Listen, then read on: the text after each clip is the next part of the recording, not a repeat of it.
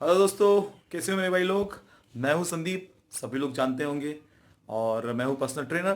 तो आज हम बात करने वाले हैं, बहुत टाइम से हम लोग जो वीडियोस बना रहे हैं वो डेली क्या क्या कर सकते हैं उसके ऊपर बना रहे हैं। जैसे कि मैंने आपको बताया डेली स्क्वाट्स, डेली आपका पुशअप्स। तो आज हम बात करने वाले हैं डेली पुशअप्स की। तो डेली पुशअप्स लगाने के क्या फ़ायदे हैं, क्या नुकसान है, किस तरीके से लगाना चाहिए, क्या बेनिफिट हो सकते हैं, इसके बारे में हम आज थोड़ी सी बात करेंगे। बहुत से लोग क्योंकि घर में भी वर्कआउट करते हैं तो वो पूछते रहते हैं कि सर घर में क्या क्या वर्कआउट कर सकते हैं। तो पुलअप्स के मामले में थोड़ा सा ये है कि हम छत पे कर सकते हैं ग्रिप बना के, लेकिन कभी कभार क्या होता है वो ग्रिप सही जमती नहीं है, हम पूरी तरीके से पुलअप्स नहीं लगा पाते हैं। वैसे लगा सकते हैं, लेकिन जिम के अंदर क्या हो जाता है, बहुत जो बार वो जो रहता है आपका पुलअप्स पुलअप्स जिस पे लगाते हैं हम लोग, बार या आप ये रॉड बोल सकते हो या कुछ भी बोल सकते हो या पाइप बोल सकते हो कुछ पे, तो उस पे हम जब लगा तो इजी तरीके से हम लगा सकते हैं, उसको इजी तरीके से करना है। तो आज हम बात करते हैं कि क्या डेली लगाना सही है कि नहीं है। अगर आप मेरी तरीके नज़रिए से अगर देखेंगे तो जो पुलअप्स लगाने का जो तरीका है और हम जो कर सकते हैं वो डेली ही कर सकते हैं, उससे काफ़ी अच्छे बेनिफिट्स मिल सकते हैं हम लोगों को।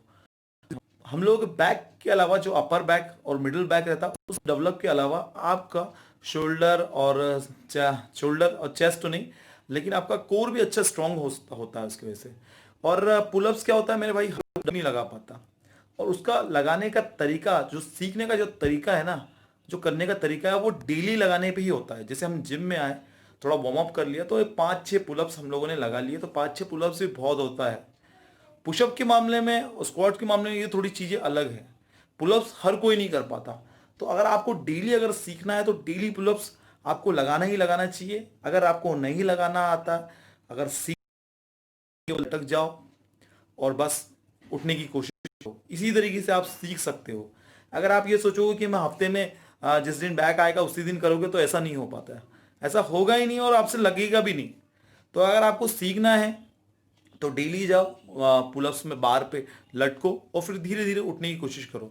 इससे आप पुलअप्स ही नहीं, बाकी जितने आपको एब्स वाले वर्कआउट है जैसे हैंगिंग लेग रेजेस है, नी रेजेस है, ये भी अच्छी तरीके से आप कर सकते हो। इससे क्या नुकसान है, इससे कोई नुकसान नहीं है, इससे केवल फायदे ही फायदे हैं।